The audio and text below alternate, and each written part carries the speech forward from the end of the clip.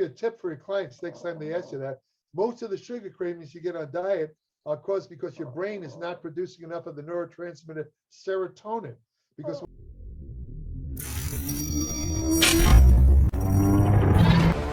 Hello and welcome. I am Coach Castle, a certified biomechanics expert, nutritionalist, and efficiency coach. Subscribe to this channel to learn the most efficient ways to maximize your muscle growth and recovery, enhance your body, and advance your mind, all using the latest science. Welcome to Castle's Corner.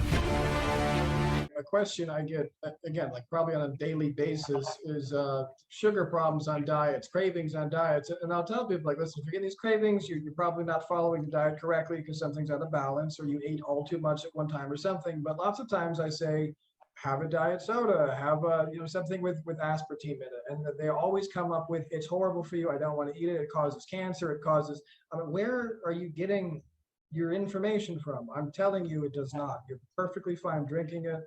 I mean, where do you think that this kind of craziness even? I couldn't really find a place for where it came from. right. No, you're right. You're absolutely correct. And I can give you a tip for your clients next time they ask you that. Most of the sugar cravings you get on diet are caused because your brain is not producing enough of the neurotransmitter serotonin. Because when serotonin actually there's two things that will cut sugar cravings.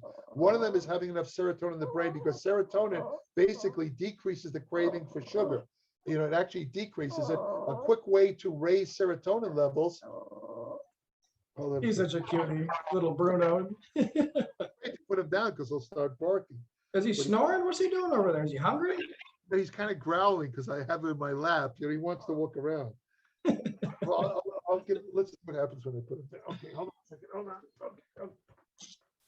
Anyway, a quick way to raise serotonin. There's two ways. Actually, three. By putting him down, I gotta say, I want to get side cramps. Anyway. Okay, it's gone now. The three ways are one is the amino acid tryptophan. Now, strangely enough, for tryptophan to work best for increasing brain serotonin levels, you want to take it with a little bit of carbohydrate. Why? Because tryptophan has to compete with all the other amino acids. Remember I mentioned those amino acid carriers. Tryptophan has to compete with larger amino acids, such as the branched chain amino acids, for entry into the brain. And tryptophan alone, it's like a little guy. It's being bullied. The bigger amino acids kind of push out of the way. So when you take tryptophan on its own, not enough will get into the brain to get that serotonin effect. However, if you take carbohydrates, what happens? You stimulate a little bit of an insulin response. The insulin clears out all the other amino acids, including the branched chain amino acids, except for one, tryptophan. Why? Because tryptophan is carried in the blood attached to a protein called albumin. And when you take it, when the insulin clears out the other amino acids, tryptophan now has clear entry into the blood. Clear entry into the brain. Soon as it gets into the brain, it comes across the tryptophan hydroxylase enzyme, I believe it's called, and it's converted immediately into serotonin. It's very fast. Second option is to take something called 5-HT, 5-hydroxytryptamine. 5-hydroxytryptamine is basically a precursor for serotonin. In other words, you have tryptophan, and then remember I talked about that enzyme in the brain. The enzyme converts tryptophan first into 5-hydroxytryptophan, then into serotonin. So if you take 5-HT supplements, it didn't work. He's barking. Hold on. If you take, he's a little drama queen. That's all. Yeah, I know. If you take the 5-HT, now you have a little bit more direct route into the serotonin. As a matter of fact, they found in some studies by taking 100 milligrams of 5-HT 3 times a day, it completely obliterated sugar cravings in people who were dying. And the other thing that might possibly work is glutamine. The amino acid glutamine also reduces sugar and alcohol cravings. Glutamine, those are the two things that really help a lot if sugar cravings are a problem. I use glutamine myself. I don't remember. I might have got it from you. I got that a long time ago. I was having crazy sugar cravings, and I started taking glutamine powder. I do pills now. I think it was powder, and it really did. I don't want to say like an off switch, but it helped a lot. It helps a lot. It's not 100%, but it helps a lot. But the thing is that you see a lot of stuff. A lot of articles about how glutamine is worthless. I'm sure you've seen these articles, you know, for bodybuilding purposes, because glutamine is a popular supplement among bodybuilders, people who want to build muscle and this and that, you know. And the thing is that what these guys overlook is that, first of all, for example, we talked about ketogenic diet. When you're on a ketogenic diet, your body excretes massive amounts of glutamine. So, yeah, and you actually lose a lot of glutamine. So glutamine is actually good to supplement if you're on a ketogenic diet. It will also, again, kill the cravings for carbohydrate, make the dieting a little bit easier. And the other thing about glutamine that's overlooked is that glutamine actually helps to prevent the activation of myostatin. You know what myostatin is, right? Myostatin is a protein in muscles that prevents muscle growth. So glutamine, you know, I'm not saying that bodybuilders need to supplement with glutamine. My point being, it does also, glutamine is very important for the healing of the intestine. It's used directly as fuel by the cells in the intestine, because the cells in the intestinal wall break down every 3 days. They have to be replaced. Their preferred fuel to do that is glutamine. So glutamine, and you know, the small intestine, that's the site of nutrient absorption. In other words, if your small intestine's not working right, you're not going to absorb no matter how many vitamins and minerals you take. You want to keep it healthy. Glutamine is needed for the maintenance and repair of the small intestinal cells, right? Now, the thing is, you know, so my point being that to say that glutamine is worthless is ridiculous. It's you know, I'm not saying everybody needs to take glutamine, but I wouldn't call it worthless. I think that's a very stupid statement. I mean, they're talking about directly building muscle. In that effect, it's not as potent as some other amino acids. Let's say branched chain amino acids. That's correct. But they will end the study by saying, don't bother with glutamine. It's completely worthless. That is wrong. It is hardly worthless. And you'll say to me, why don't you recommend glutamine? Because glutamine, under normal circumstances, you can make it from glutamic acid in the body. Your body usually makes enough for these situations I talked about, like intestinal repair and all that. Those your body makes, but under unusual circumstances, like let's say having intestinal problems, or let's say, for example, that you're on a ketogenic diet and have sugar craving, that's when you want to take supplemental glutamine.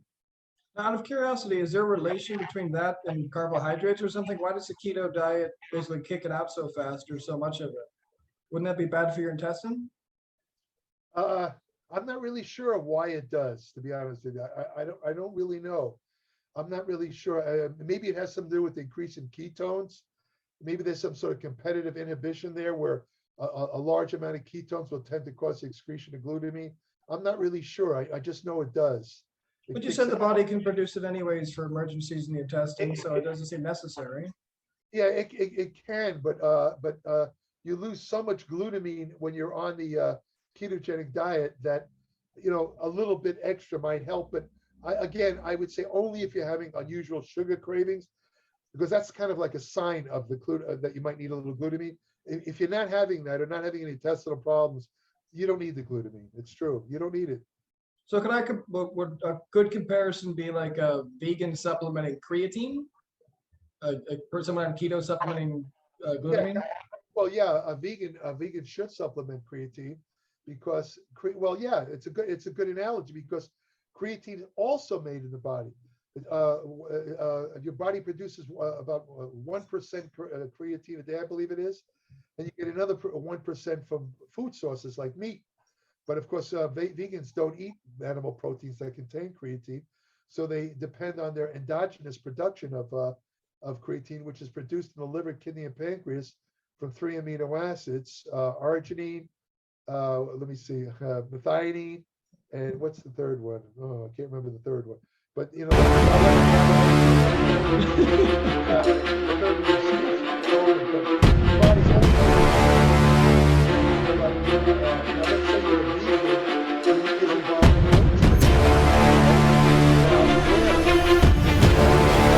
production of creatine is not going to be sufficient if you want to get an ergogenic effect from creatine.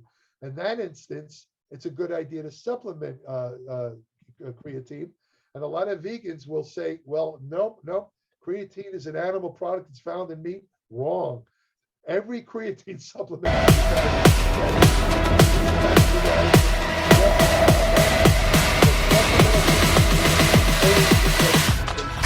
animal products. It's 100% suitable for even the strictest vegan. And let me tell you something, when vegans who work out, when they take creatine, the effect is about 10 times the effect of somebody who eats animal protein. I mean, they get a huge effect. I'm talking about increased endurance, strength. I mean, it's almost like a drug effect. Seriously, vegans respond better to creatine than anyone else. Anyone. So maybe it's a bit of a jump to say it's the same thing, but I mean, it's definitely a similar comparison, I would think. Well, it has the commonality because they're both made in the body. And under normal circumstances, you don't need to. But I'm going to write an article coming up, since we're on the topic. I have an article scheduled. I don't know when I'm going to write it, but an article where I'm going to suggest that creatine could be a supplement, could be a useful supplement for anybody, even if you're not involved in exercise, because the newest studies, if you follow, that's another thing, creatine. You can't, I tell my friends, I could do a newsletter solely on creatine. That's how many studies come out. Yeah. Nothing else, just writing on creatine. That's how many studies come out about creatine. But the point being, there's so much new research showing additional effects besides the exercise effects on health, how creatine affects brain function and vary all throughout the body. Creatine might actually be a good supplement to take for anybody, even if you're not involved in exercise or bodybuilding. I'm going to give the reasons why in the article.